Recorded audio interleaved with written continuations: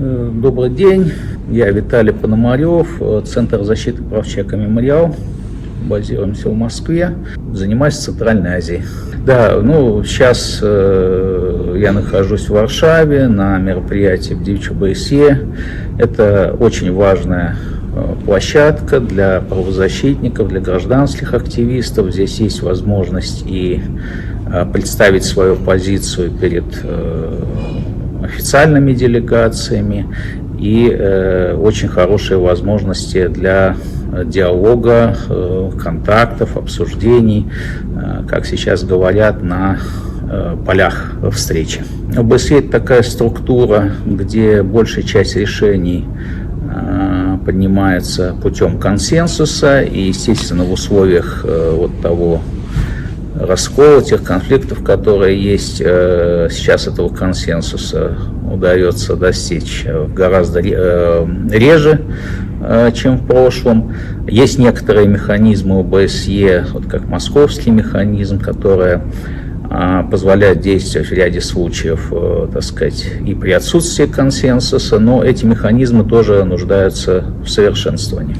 Как я уже сказал, это очень важная площадка, это едва ли сейчас одна из немногих таких международных площадок в Европе, где неправительственные организации получают, так сказать, широкие возможности для изложения своих позиций, для доведения до международного сообщества тех проблем, которые существуют в их странах.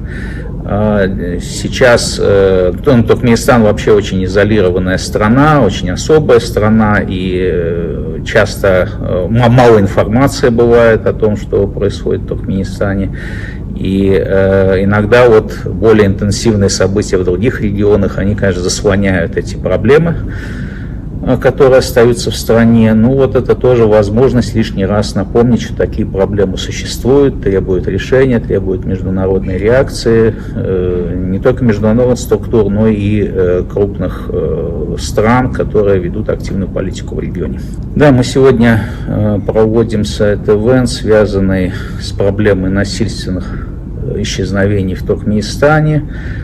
Как раз осенью, можно сказать, такой печальный юбилей, 20-летие с тех пор, как эта проблема возникла. Речь идет о, так сказать, репрессиях, последовавших после событий 25 ноября 2002 года.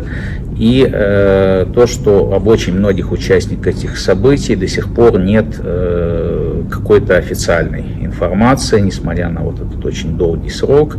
То есть вопреки и требованиям международного права, и требованиям национального законодательства, многие из тех, кто был осужден, они лишены права на свидание, осужден в связи с событиями 25 ноября, они были лишены права на свидание, права на переписку.